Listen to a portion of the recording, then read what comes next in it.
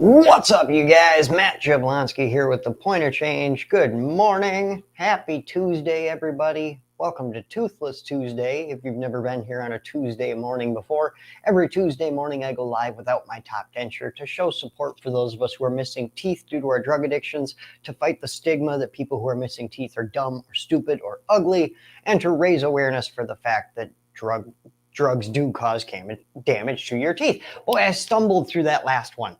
To raise awareness for the damage that drugs cause to your teeth. That's what I was shooting for there. Sometimes it's hard to talk when you don't have top teeth, okay? It makes it harder. Morning, guys. Come on in. Give me some likes. Give me some loves. Give me a share out if you wouldn't mind. I know I'm a little early this morning. With the time change, man, everything's happening an hour earlier. I'm waking up an hour earlier. I've been waking up earlier in general lately, and then with the time change it went from waking up at 5 or 6 in the morning to now I'm waking up at 4 or 5 in the morning. Oh man. Josh and Lori, good morning. Katie, good morning. Carrie, good morning. How's everybody doing? Hope you guys are having a beautiful week so far. So good. I'm doing all right, getting back into the freaking workout game, man. I'm taking back my control over my mental health a little more. I'm taking some new steps into fighting the mental illnesses that I face. Found some new things to fight in my mental illnesses. So yeah, just pushing through all that. It's always hard to accept the new change in your life or to bring something good back into your life. It's a hard adjustment to make when you have to switch morning routine, or getting back into working out has been kind of rough for me. My muscles are really hurting, man.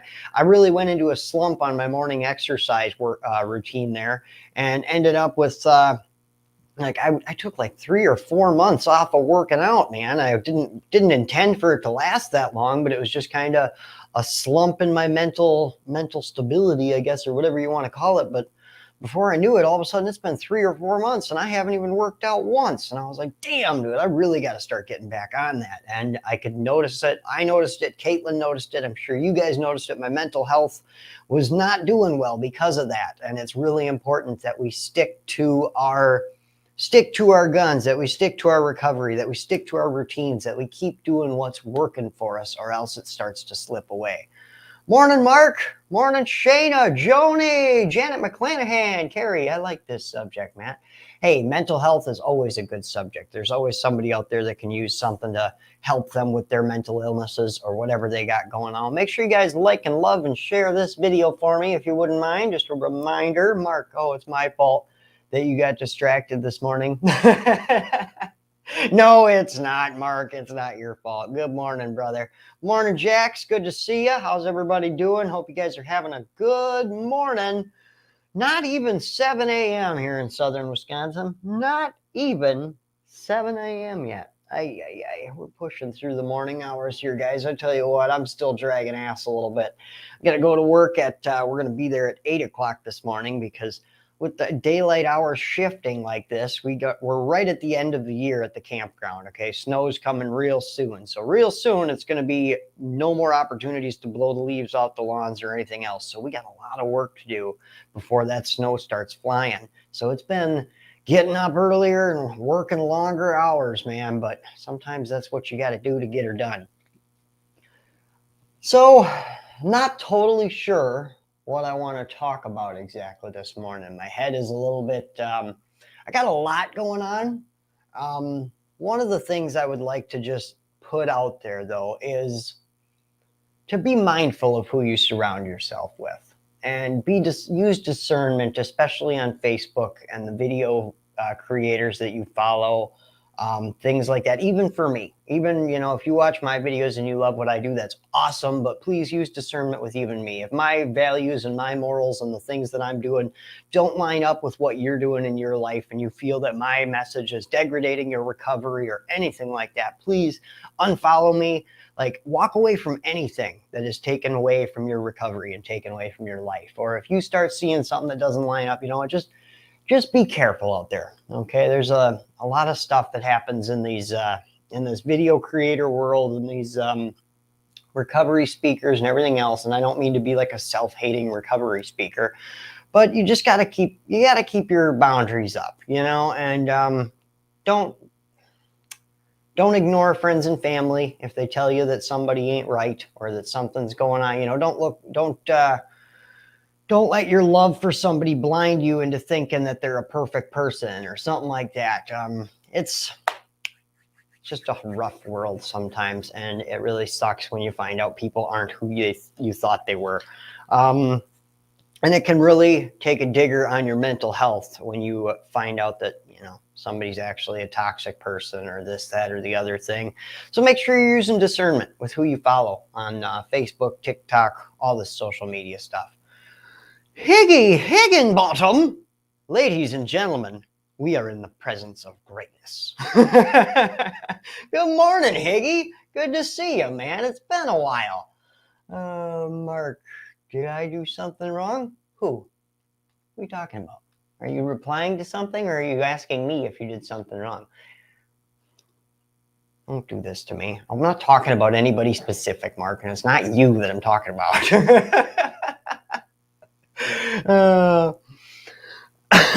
Janet McClanahan, good morning. Higgy, we have a Johnny Childress sighting. Amen. Amen, Johnny. We have a confirmed Higgy sighting. Boundaries is a good subject, says Carrie. Boundaries is a good subject. Let's see. What could we talk about that a little more? The people that we choose to have closest to us will end up defining who we are, and they can end up not necessarily manipulating you, but guiding your life in the wrong direction. If somebody doesn't have the right stuff going on underneath and in their heart and in their soul, it can really destroy the people around you. Being surrounded by toxic people, or even having a toxic person in your life. Sometimes you have toxic people in your life and you don't realize it. I've had I had a few friends in my life who recently I had to say goodbye to. That toxic people, they're very manipulative. They're very secretive, and with Facebook and being friends with people over the internet like that, it's pretty easy for somebody to put an appearance out there that isn't exactly what they're living their life. It's pretty easy. You only see a small window into that person's life. So it can be really easy for a manipulative, toxic person to work their way into your life through social media. So that's why I just warn you guys to use discernment with who you follow. And if you start seeing red flags, don't ignore it. Don't ignore your gut feeling. Anymore in my recovery, I've decided I would, if I'm seeing red flags, there's always that shadow of a doubt. There's always a little doubt. Well, I think they're toxic, but I don't know, because I've seen a lot of good stuff from them, or I've seen a lot of this, or seen a lot of that. So we kind of brush that, the thought that they might be a toxic person under the rug. And if you keep a toxic person around, even though you're seeing the signs that this person is toxic, it ends up hurting you in the long run. You end up looking back and realizing that they were undermining a lot of the things that you were doing together, and that they were, not as helpful or as good as you thought they were. But that doesn't mean that it takes away from the lessons that we learned from that person. It doesn't mean that what can I say? See, I'm getting all tongue-tied this morning because it's hard to talk about this stuff sometimes, especially when it's very fresh, and it's like you're going through it in the moment, kind of. And it's just hard. It's just hard because this is not a page for call-outs, right? I don't do that whole calling people out like, oh, so-and-so and so-and-so, you're both screwed up, and I found out about your lies, and I'm going to tell everybody about your lies. The point of change is not that way. I do not do that, and that's not what the point of change is about, right? We're here for... What's up? Bring me up, bro. I'll help you out, says Mark. Up to Wisconsin.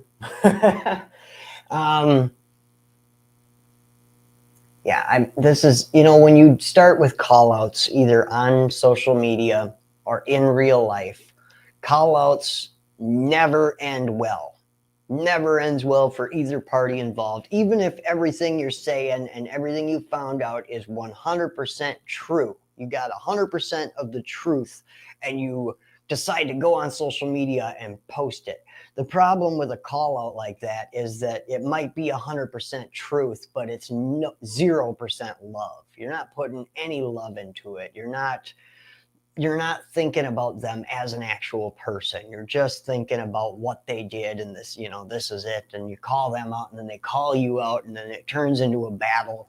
And that doesn't help anything. That just puts out more bad vibes. So I am not that person that's going to come on here and be like, hey, everybody, look at so-and-so. They're friggin' doing wrong, blah, blah, blah, blah, blah. That's for if you follow a certain person and, they have helped you in your recovery. Even if I disagree with them, I'm still going to say, right on. Keep, if they help you, awesome. If it is somebody that's no good for you, you'll see the true colors. True colors always shine through. Just don't try to paint them again once you see the true colors, right? Mark says, no, on the live. Nah, not this morning, brother. I don't want to, we're good. We're good, man. Jacqueline, I think I just haven't been firm about the breakup because all my breakups have been chaotic before and ended with me being hurt physically. So I just haven't completely ended it out of trauma and fear from my ex. Does that make sense? I think I just haven't been firm about the breakup. Oh, did I miss something before this, Jacqueline? Let me go back up. Good morning. I'm going through this right now. I came to realize just because he seems to treat me better than my ex, he is still toxic and he isn't what he presented. I am slowly separating myself from him because I have voiced my boundaries and he doesn't want to meet me in the middle. He keeps bringing drugs around me and spending money on them when not with me, and then can't contribute money for bills or anything. Oof. Run! Exactly.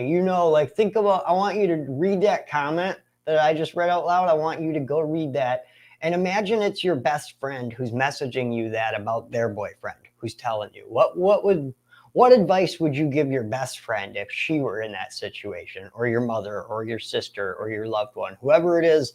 Just picture somebody else just messaged you that and said, what should I do? I think exactly what you need to do. And I think everybody would know. And if we do that more often in our life, just say it and then give ourselves the advice that we would give someone else, you'd be so much better off.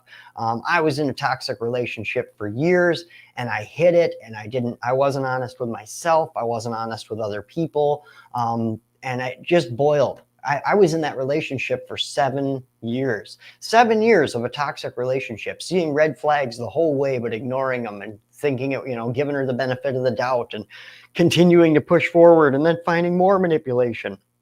And it's not only in, romantic relationships. This can happen in friendships as well. But not with your second comment, Jacqueline. I think I just haven't been firm about the breakup because all my breakups have been chaotic before and ended with me being hurt physically. So I just haven't completely ended it out of trauma and fear from my ex. Does that make sense? That makes sense. But again, we can't avoid doing the right thing because of fear. We can't do that, because if you're avoiding doing what you're supposed to do because of fear of how someone else will react to it, that'll hold you back on so many levels in your life.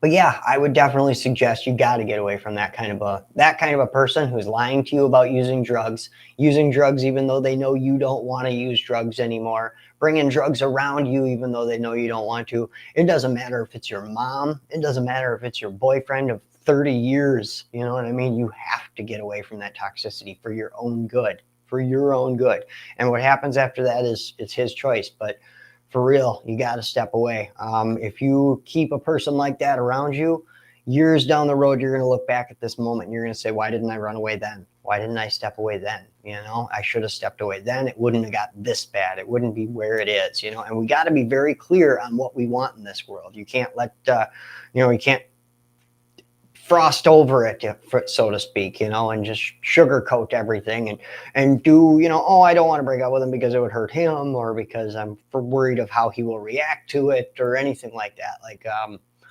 Toxic relationships will ruin you. They just really will. I can't emphasize it enough. Johnny, Jesus didn't call people out for their shortcomings. He loved them and showed them kindness. The woman at the well, the adulterous woman. Right on. I am that woman at the well. I tell you what. He kind of did call her out, though. If that's actually a bad example, Johnny. He kind of did give her a little bit of a call out in that one, but he still loved her. He did.